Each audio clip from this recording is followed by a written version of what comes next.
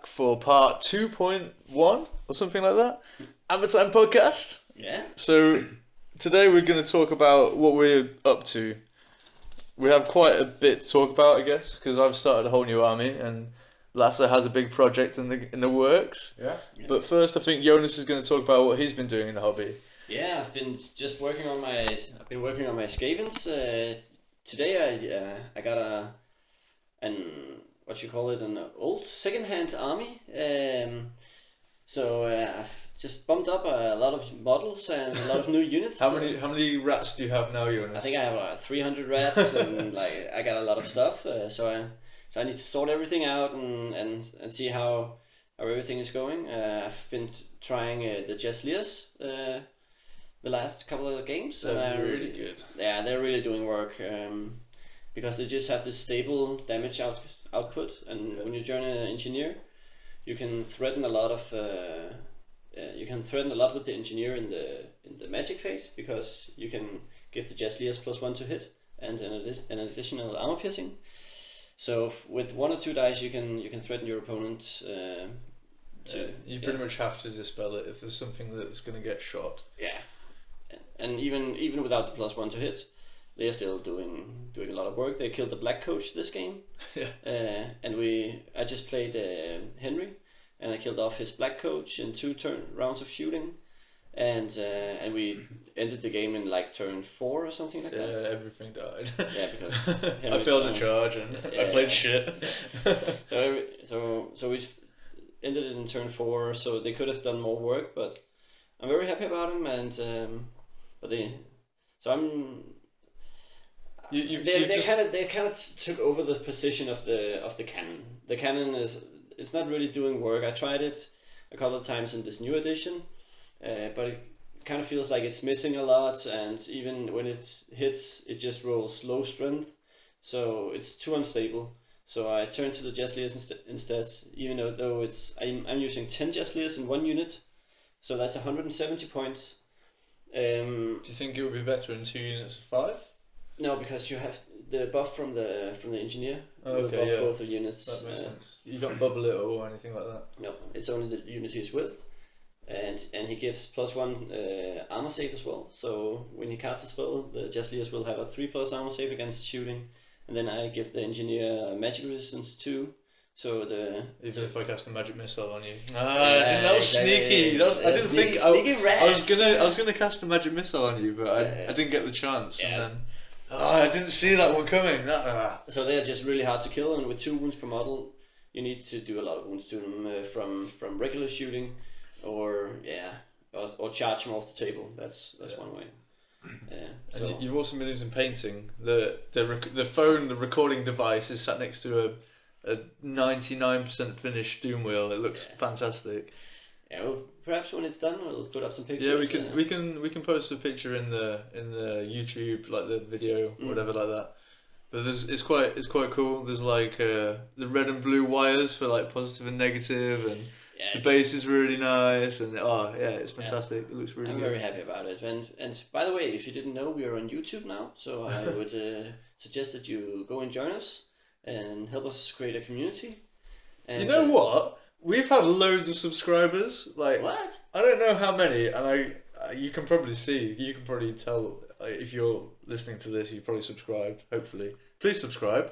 Please do. And every now and again I get an email saying someone subscribed to your YouTube channel. It's like, yes.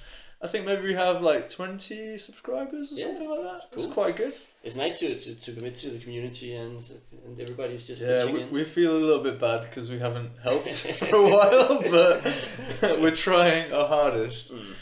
So, do you have anything else you want to talk about? What you've been doing recently, Jonas? No, with the tournament and everything, that's kind of been taking the focus. Yeah, you played Lizardman at the tournament. I played Lizardman as well, so I kind of had to learn a new army. But I think it was a cool tournament, and I had a lot of fun. And I think 9th Age is a very nice system for. Yeah, the balance is really good. Yeah. There doesn't need to be so much comp. Is there much comp at the Aroscon coming up? It's only shooting models. Shooting models and only 3 units of flyers, only 400 points per unit. So there's a little bit of comp, but there's no actual like army comp. That's just some not general stuff. Yeah, it's general, and then they also go into each army and say, okay, a spearback counters 6 shots. And Okay, so maybe on. we should go over that when we get there. Yeah, So we can link it. yeah, I've been really busy in the hobby. I've been so busy. I've been like the hobby master in the last 3 months. It's probably partly why there's been no podcasting done, because I've actually bought a new army and I've been building a new army. I've been fucking converting every single model in my new army to fit my fluff. It's yeah, I'm enjoying it so much. So basically, the theme behind the army is like it's a von Carstein vampire army from Sylvania, and so the colours are like the colours of Sylvania. So it's like purple and red and black, which looks really weird. Actually, it's kind of dark colour scheme, which is also cool because it kind of looks like they're fighting at night. And all the units are kind of from the fluff. So the Grave Guard or the Barrow Guard, they're like the Drakenhof Guard, and then the Knights, like the Vampire Knights slash Black Barrow Knights, they're like the Drakenhof Templars. And then the Zombie Militia that converted from zombies, and Empire Militia are like the Sylvania Regulars or something. Haven't got that far yet. Gonna name them at some point. And so it's all kind of, it's vampire slash empire army. So I can play it as a vampire army or an empire army, and it's primarily going to be vampires. But that's kind of the idea. And then I had a white dwarf from, I don't know, like years ago. I couldn't tell you what number it is off the top of my head, but it had like a von Carstein story in it with the pictures of all the troops and stuff. And it was kind of set. The story was set at the time when I think it's Vlad von Carstein came to Sylvania and then kind of took over and started killing people. And so that's kind of the same theme as the army. And so I had an idea that there's like a witch hunter in the army, and he's like fighting alongside the Empire, which he thinks are his kind of friends. And then he looks a little bit closer and he realizes that the soldiers' noses are falling off and they're carrying their limbs around and they're not really fighting the way that he thinks. And then he looks a bit closer again and he realizes that there's loads of dead people all around. But then the ironic thing is going to be that all my wraiths are going to be witch hunters. So the witch hunters are actually been dead, but they're ghosts. And they're looking around and they're like, oh, what am I doing? But they're actually being controlled by the vampire. So it's that's kind of like the idea behind the army. It's quite complicated, but it's been so much fun to convert. I'm doing like these like conversions of like the vampire people killing the empire guys, and the direwolves are like chasing around the guys from Middenheim, because that was the army that like von Carstein was fighting against or something. I don't know. It's in the old fluff, but that's the reason behind the army. And yeah, I'm doing conversion. I did a conversion of the Celestial Hurricanum from the Empire, and that's my black coach. And I got the vampire from the Coven Throne, like sat on the back, so it can also be a black coach. It can be a Hurricanum if I play Empire, and it can also be a Coven Throne if I want to use a Coven Throne in the vampire army as well. So it's kind of like multiple units in one. And I think it looks quite cool as well. It's got like a rave sat in the front. It does. Yeah. And lots of cool conversions. I like all your dire wolves. I really think they're cool. There's 2 direwolves like eating a dead guy, and there's another one like stalking a guy who's like hiding behind a gravestone. And there's another one I got the Hero Quest bats, which are the big smiles, so they're really happy and they're like flying around. And I have 2 bats like carrying an Empire guy off, and another guy being chased by a happy bat that's trying to eat him.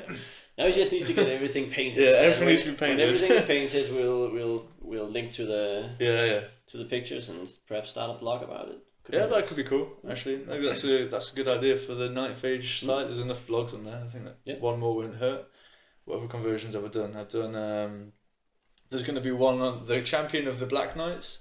There's like a dead Empire guy on the floor with his head fallen off, and there's like a gravestone next to the base, and there's gonna be like blood splatter across the stone, and then like his head's gonna be like seeping blood. It's gonna be really good.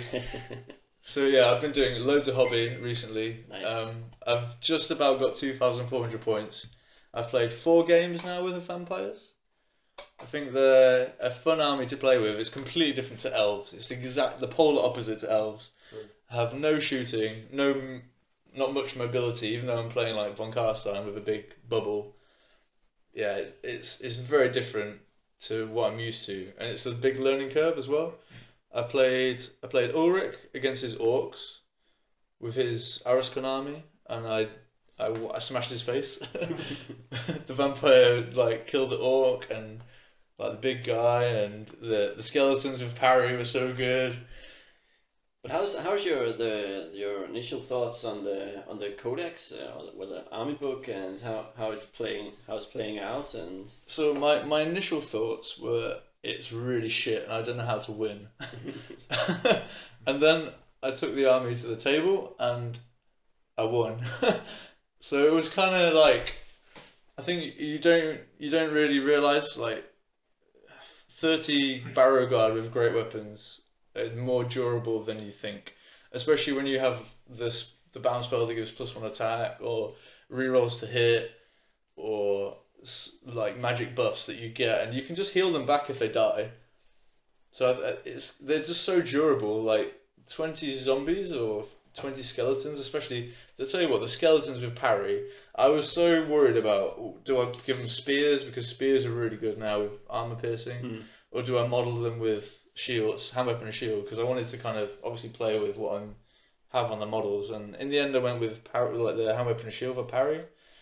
It's so good. It's so good. The skeletons were fighting a unit of 30 savage orcs with spears and the 2 or 3 characters in there, and they took like 10 wounds or something because they get hit on 4+. Yeah. And then they stood there, and then the next turn the vampire knights charged them in the flank and took them off. And that was the game pretty much. And then my vampire just rolled up the flank and killed everything. So the parry is super good. I'm still thinking about how to run my clan rats, but I've been running them with spears of lately, but it just doesn't do anything. Like the spears, the extra armor piercing, I don't really feel like it's changing that much. Yeah, I think the lethal strike versus cavalry, it's not really a factor. Yeah, okay, maybe it's 1 in 6 chance when you're wounding. Yeah, you still have to hit, and if your weapon skill 2 skeleton, you don't hit anything. In my opinion, the rule is if you have weapon skill 3 or less, always go for shields. Only if you are some kind of elite infantry, don't like use the shields. elves with spears, they're really good because you hit you hit on 3+ and everything.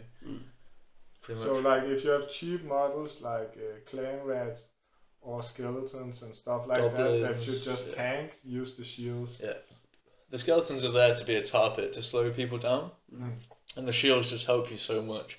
Even against elves, they're not hitting you on a 2+, they're hitting you on a 3+, and that's like quite a big difference. So I think they're so good, and it just makes them more durable.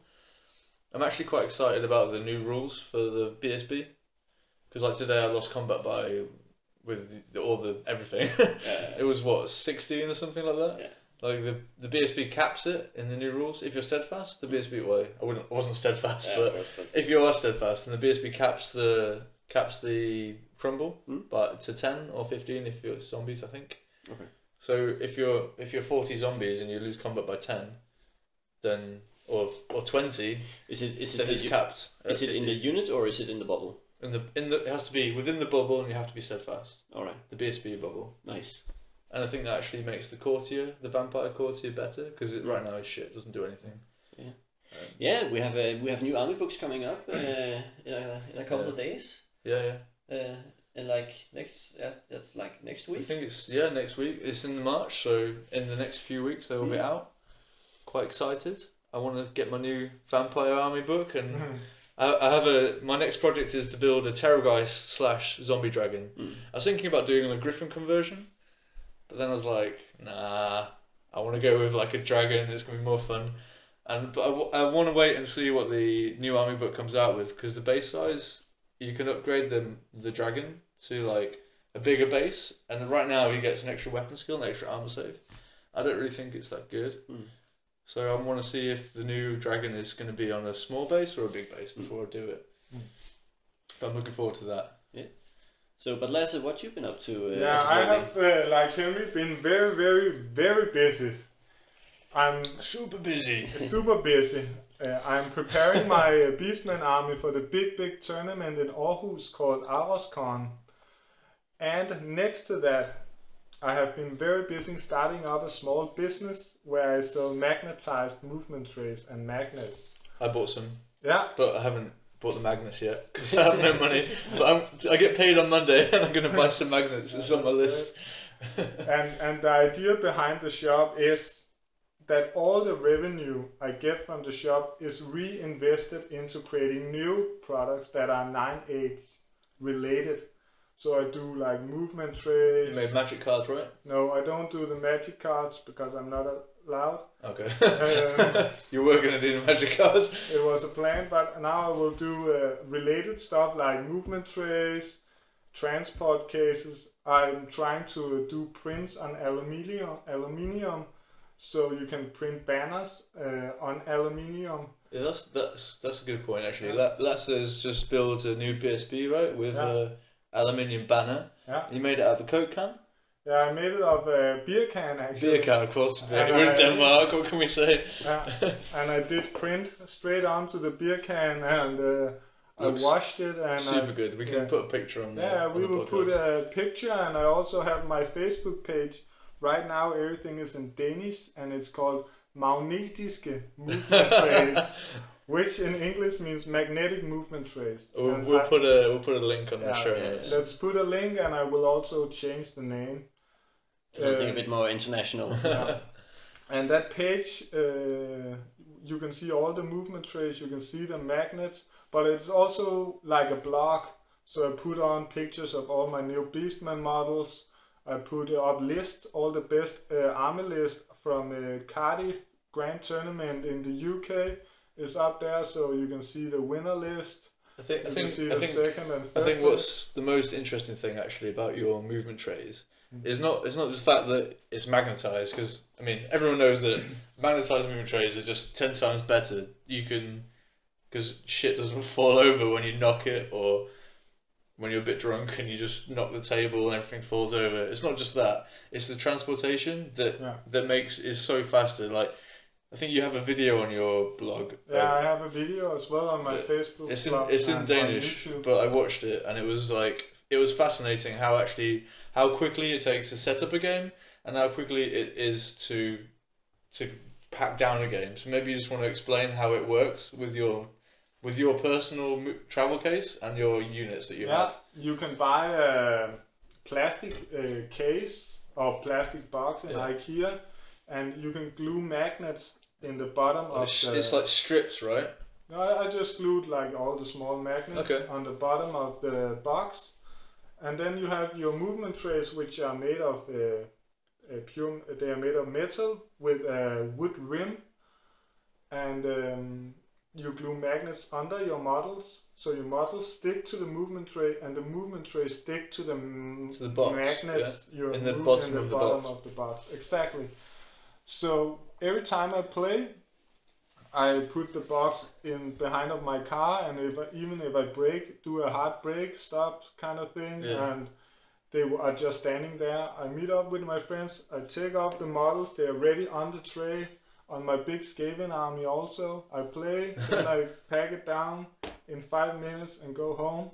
It's that fast? Yeah. You don't have to stick around and have a cup of tea.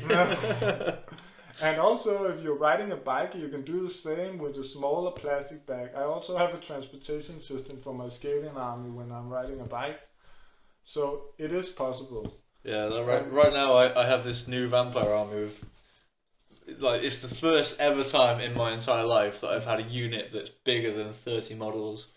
40 skeletons takes so long. I mean, I've got loads of unit fillers, but it's like putting them up, and actually, because they're not painted, I've got to decide which ones are which, like which are zombies and which are skeletons, because they look pretty similar. Yeah. And it's like so long to do one by one. Like, I have bought these movement trays actually at Christopher's place right now, but when I buy the magnets, I'm going to fix it all up so I can just literally take it out of a box, put it on the table, and go. And when they all die, which inevitably they will, I can just don't even have to take them off. I can just pick up the movement tray and put it back in a box, and it's so fast. You watch the videos. It's in Danish, but you get the idea. And also, when you play, it's quite nice that the movement tray is a bit heavy. So if you hit the unit by an accident, it doesn't move. And also if you move up on a hill and the unit is not standing straight. That's a good point as well. The models don't fall over. Just let it slide off. Yeah. The models slide. And if you are at a tournament and you have to go from one table to another, it's all feels safe and it's so easy and very convenient. Yeah. I can't recommend it more. I think it's a really, really good idea, and obviously Lasse's profits are going to go towards the what we all love and what we all enjoy doing. So take a look at Lasse's page. We'll post a link at the bottom of the YouTube video. Yeah.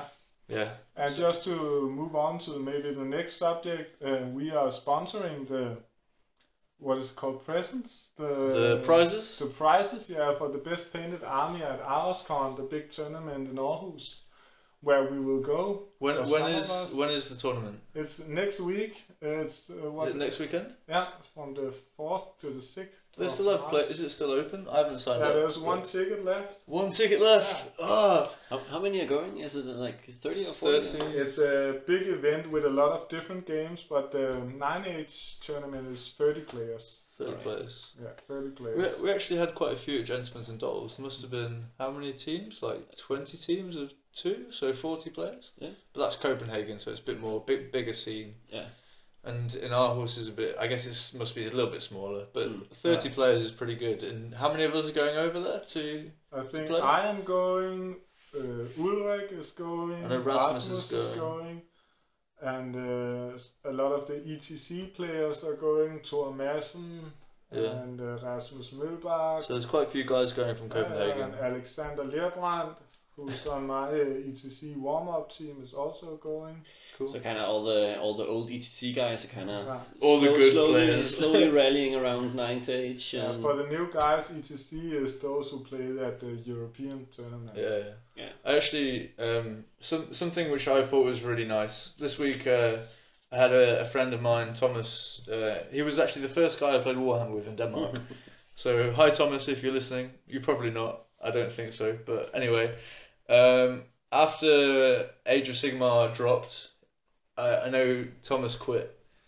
I don't know. I doubt it was a rage quit, but I know that he kind of got fed up with it and decided not to carry on playing. But he gave me a message this week and he said, "Do you want to have a game of Night Phage this weekend?" And I was like, "Yeah, of course." So, and I wouldn't call Thomas an old guy, but he's probably a bit of the older generation. He's not a young player. He's not noisy old, but he's probably got some friends he's probably been in the hobby 20 years. Yeah. And it's really, really good to see. Then I'm close to being old as well. It's really good to see these guys, the guys who have fallen off the hobby, to get back into it and to get back into Night Phage as well. So I'm having a game with him this weekend. I doubt this episode is going to be out before then. But I'm gonna have to tell him that I mentioned him on the episode on Sunday. It's just really important for the entire community to the old Warhammer community to just rally up and just decide we go with this system. We just move on. Yeah. And then like Age of Sigmar, I guess it was. I haven't really tried it, but yeah, it's just not kind of my thing, so I really hope everybody else is. I haven't tried it either. Maybe one day I'll try it, but I like Night Phage, and Night Phage is fun, and I don't want round bases. Fuck that shit. Fuck that shit. Sorry guys, it's not happening. We can swear, we're not a family friendly podcast. We talk about drinking and hedge fiends and things, so... Okay, we're going to take a quick break, and we'll be back in a second. We're going to go over Lasse's list for Aroscon, and I played Ulrik's list for Aroscon and Rasmus's as well, so we maybe just quickly talk about the lists and what we expect to see.